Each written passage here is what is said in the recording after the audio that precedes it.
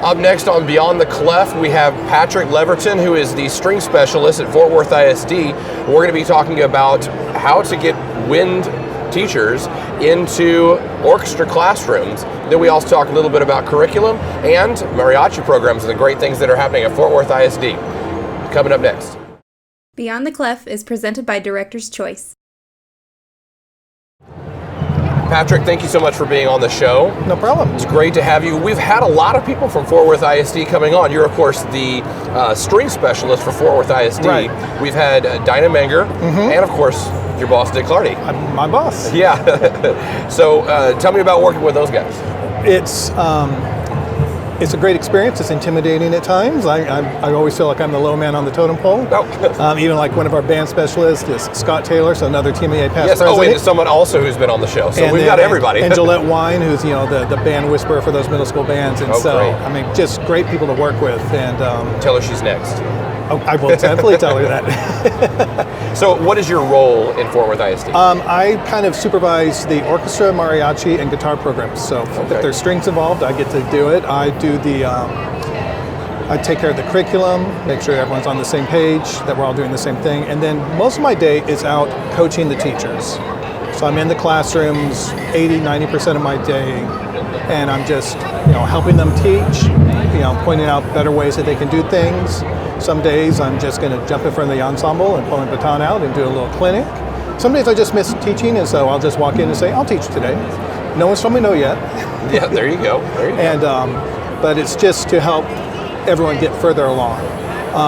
Because we're a big district, we're always hiring teachers, and since we've been short of orchestra teachers in the state for so many years, a lot of my teachers are coming from the wind band world.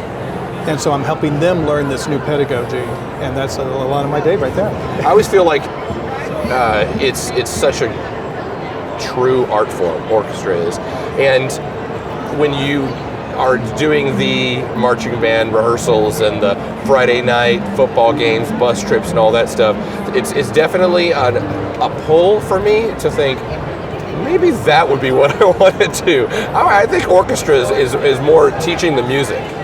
It really is. We do spend, we'll come in August and we're already thinking about a fall concert that's going to happen in October. And it's, like I said, it's music all day. We get to spend, I think, more time on really teaching technique, where, especially in the band world, we spend so much time in the fall thinking about a marching show. And we're really focusing on that. And we don't spend as much time on the scales and the technique. And orchestra, we get to do that all year long. And it's really nice. I have to say, I think we got the better literature because we have 500-600 years of literature to pull from, and wind band is really only a few hundred years outside I was the just transcript. talking to Gabe Musella about that same thing, and working with the PML, it's such an evolution, and of course orchestra music has been around for so long, and there's evolution to that too, but that's one of the problems with wind band literature.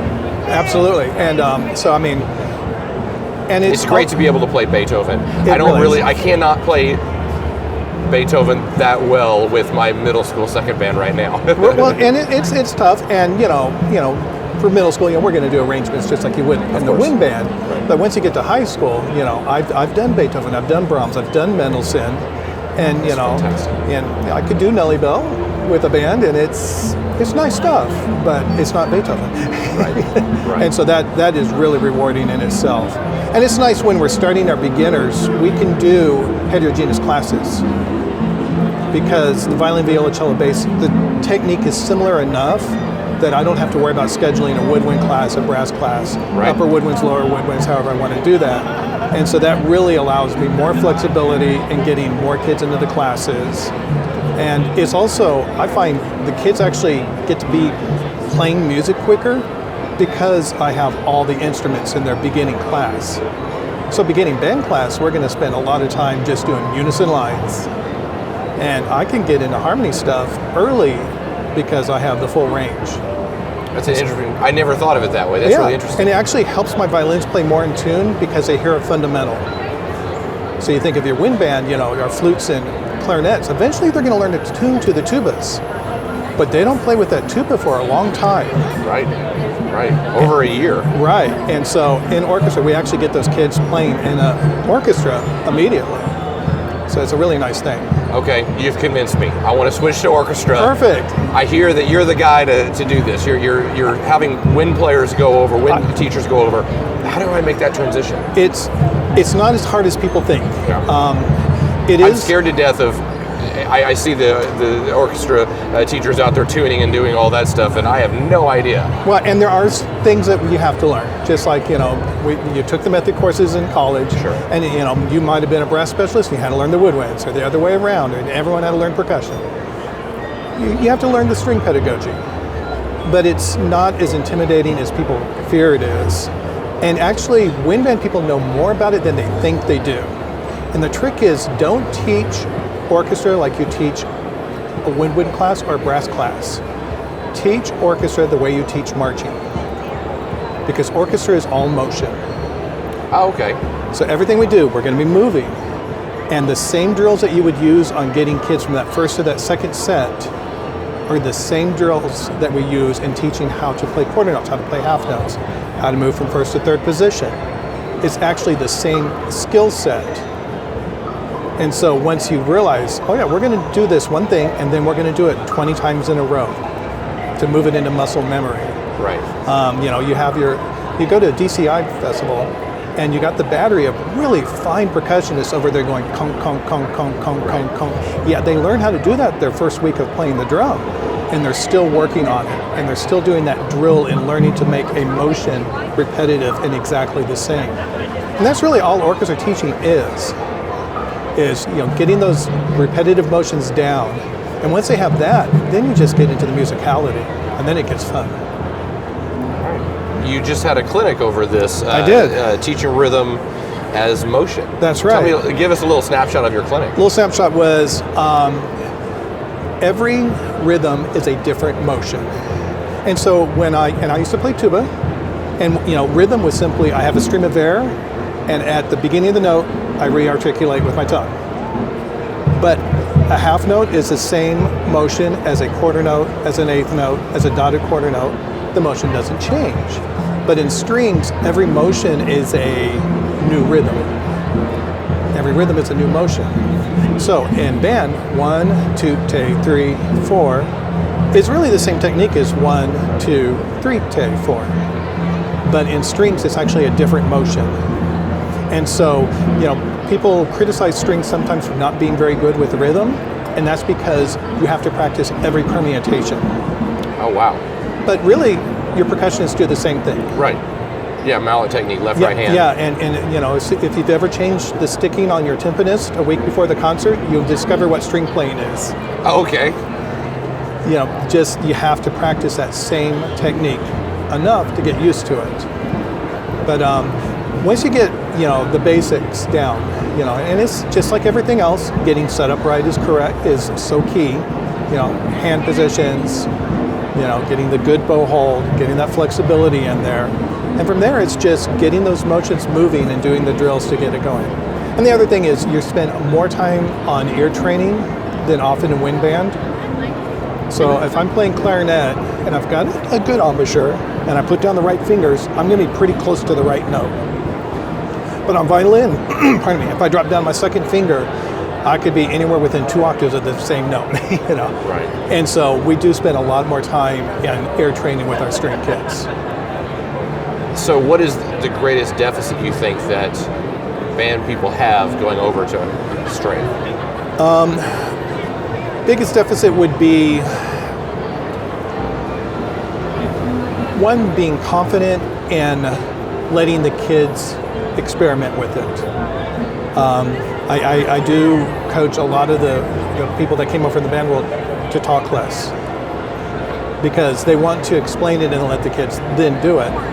But because it's all motion, the kids just need to experience it. Right. And let them be wrong. Say, nope, let's do it again. Nope, let's do it again. Do it again. Do it again. And so a lot of that. And then also to spend more time in class on technique building. I don't use the term warm up in my orchestra classes because I really don't need to warm up. I can play cold and it's perfectly fine. And so, you hear a lot of bands do Remington 1A every day, This is a matter of literally warming up the embouchure and the instrument. But they're not building on that technique. In string playing, your technique building is time to get better. And some of the band folks are still in their schema of, let's do 1A, and they just kind of go through the motions. Right. And so they realize, oh yeah, every day we're learning technique, and you're going to spend a little bit more time on it than you do lit. And the good news is, if you spend your time on the technique, the lit comes together really fast. So how do I learn how to tune? Well, it's first of all, you can use electronic tuners, which help.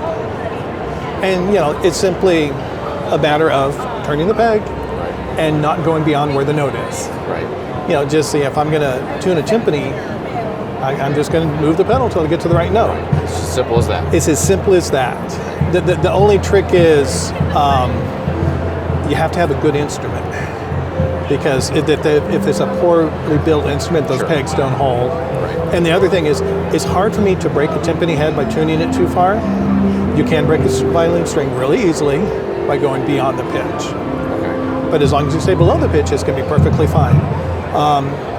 And it's practice, Well, now to dive deeper into that, what about a tone center and tonality? Do you find that some of your people that switch over have that? Because I know what I envision my band sound Yes. to be. How do I discover that for orchestra? Do you feel like that's a deficit? It can be. And the biggest thing is there's not an easy way to describe an orchestra tone. There's not enough words in the English language to get there. And so we all know what a good orchestra sounds like. We've been to the symphony, we know what that sounds like. And our kids can sound like that. Even on Mary Had a Little Lamb, we can make a beautiful tone. And this is one thing I do push people that are switching over to string pedagogy is practice at least one instrument so that you can demonstrate a good tone on that instrument. Because if you model it for the kids, they'll latch onto it and they'll duplicate it. But if you're not going to produce a good tone, it's hard for the kids sometimes to produce that good tone. But it's, just simply of moving the bow well. It's, the nice thing about it, it's also very visual. So when I play, I say, kids, do this. They just mimic me. If they duplicate my motion exactly, they make the same sound. The other great thing about string playing is you can see how the kids are doing. So like when I'm teaching full orchestra and I've got one horn on the wrong partial, I don't know which one it is. Right. They all look the same. Right. But I hear my 1/2 violin that's playing a rhythm wrong, and I just look over and I go, Billy, bow it different. Oh, wow. Yeah. Because I can see it. And it's a great advantage to being able to teach and know exactly how every kid's doing all the time. And so because of that, when I'm in a wind situation, I may have to go down the line at first clarinet play, next. I don't have to do that as often in the string world because I know already. Because I can see what they're producing and I know what that sounds like. I never would have thought of that. Yeah, it's a really great advantage. Yeah, that is a great advantage. Now, we've had a good friend of yours, Paul Sykes, on the program. Yes. From Texas Wesleyan. Right. And just before the program, I saw both of you, and I jokingly referred to your string boot camp for teachers, which is actually the String Pedagogy Institute. Yes. Tell us a little bit about that. Well, this is something we formed, Paul and I, and along with Brian Coatney. And we've all been teaching orchestra for a long time. We also all played band instruments, and we're all in high school band as well. And we see a big need for orchestra teachers. And so we formed this institute to help train teachers, and we have people that are coming from the wind band world. We have people that are coming in alt certified. So we have people that had a PhD in violin performance come to our institute, but never took a methods course, didn't know violoncello bass. And so in a very intensive week, we're going to teach everyone some basics about all the instruments. Thanks to Intune, we actually have an instrument for everyone to play for the whole week. And they play all 4 instruments, and we're playing half the day. And then we teach them how to produce the basic sounds, And then we talk about how to structure your class. And we talk about, this is the best way to do a string class. How much time we're going to spend on pedagogy, how we're going to talk about bowings, how we're going to talk about scales, tone production. And then we go through some of the really good literature for all different levels. And we actually play the literature. And we had a little mini concert at the end of the week. And then we're doing grade 3 literature on instruments that they never had played before. And they did really well. And so it's just a way to, give the people that extra boost, because we all took the one pedagogy course in college. Right. And I don't remember it all. Yeah, you don't remember it, and you may or may not have paid a lot of attention to it, because I know when I took my woodwind course, I just wanted to get through it so I could go practice my bass. Yeah, I was a junior in college. My priorities were a little different. Exactly. We didn't ever envision where our paths may go. Now, once I started teaching full orchestra, once I got later in my career, I wish I would have paid a little more attention so I could help those wind players. But no, we just really give everyone the tools they need to be successful that first year. And we've been following up with the people that our first institute was last summer. All those people are feeling really successful this year. Some of them had been teaching 1 or 2 years before and were just muddling through the best they could, and they're feeling much more successful this year. Some, this was their first year teaching in the orchestra classroom, and they're feeling great about it. And so it was just a way to give people really good tools that they could start using first day of school. Well, let's go now back to your role at Fort Worth ISD. At the beginning of the program, you mentioned curriculum. So let's shift gears a little bit here and tell me how does your curriculum work? Is it structured? Everybody and all the programs go by this certain date? You do, and I'm talking about how is it physically written? Do you have weeks written out? Do you have months? How's that structured? Ours is written by 6 weeks. Okay. And so for every level. Now, some people are able to accelerate beyond what we have written. What we have is a real baseline. Okay. But it's, big district, we have a lot of movability between campuses. So we want everyone to be kind of close to the same spot. But it was a group of our teachers wrote this with supervision. And it's really very detailed first 6 weeks beginning strings. Make sure you've covered this, and this. Second 6 weeks, make sure we've gone through these scales, make sure we have these techniques, make sure we have this going on with the bow. For high school, make sure we can do these 2-octave scales, make sure the vibrato's at this level, make sure that we're getting to this type of literature. Now, there's always flexibility because every school is different, every kid's different. Right. But it does give a baseline for every level, so that if I have a student move from the north to the south side of town, they're kind of close to the same spot. We don't dictate, you're going to use essential elements, and by week 3 you're going to be on line 32. It's not that type, but it is skills. By the end of the 6 weeks, you're going to be able to play the do, re, mi tunes. You're going to be able to produce a correct tone. You're going to be able to identify other parts of the instruments. By the 8th grade, you're going to be able to play a 2-octave G major scale. You're going to be able to play these rhythms. You're going to be able to know these different bowing styles. And by doing that, and then giving the teacher the flexibility to choose how they do that to match their kids, everyone kind of progresses at the same rate. But then it's my job to go in and help those teachers make that happen. And that's just, I've been doing this for 30 years. There's still some things that surprise me, but not as much as it did my first 2 years of teaching. And so I kind of can say, let's try this. This might work. I saw someone do this in another district. Let's try this. And that helps them really help move along. Great. Right before the program, I had a friend show me a video that was of the Fort Worth Mariachi performing just a little while ago. You mentioned you work with the Mariachi as well. We do. How has that been? Because, Mariachi involves string, of course, yes, but it's a whole different art form. It is. And it's, our programs have been growing. In the 5 years I've been in Fort Worth, we've added it to 4 more campuses.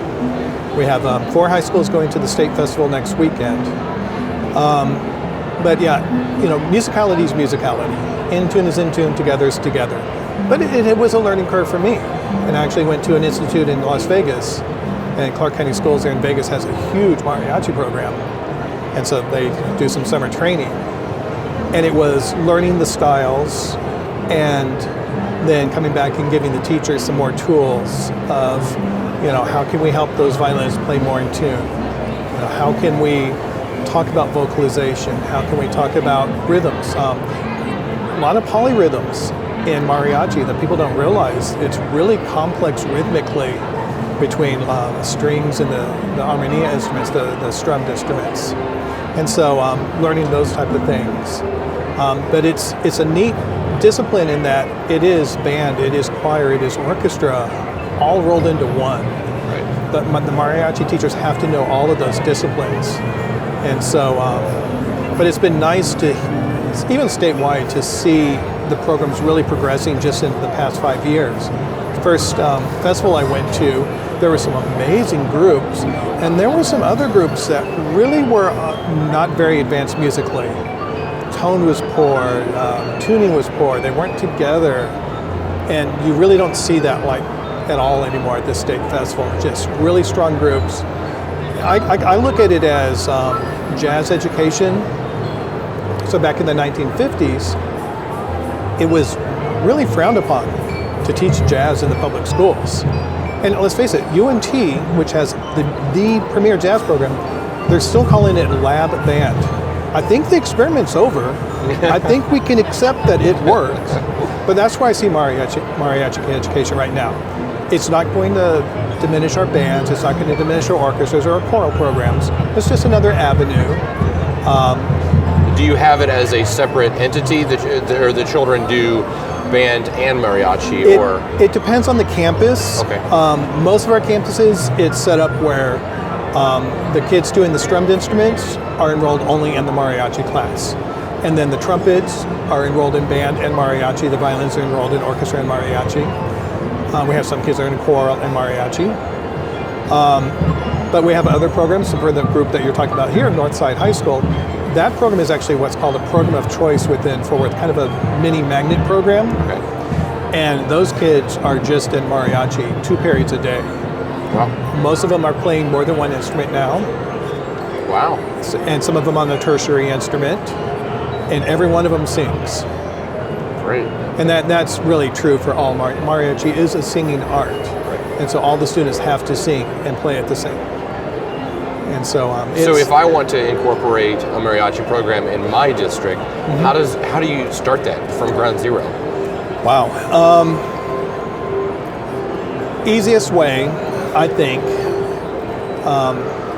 start collecting some music. And now we're finally getting some publishers putting out some music. Jeff Nevin has a really great book out, Mariachi Mastery, that has a bunch of songs in it. I think easiest way though is to create one class for the strummed instruments and then bring in your violins and your trumpets from your band and orchestra classes at first, and then once you get it established, then it can be, they're scheduled into the class. I do encourage people to go to some sort of training, and there's lots of different trainings across the nation, because it is a little bit different style.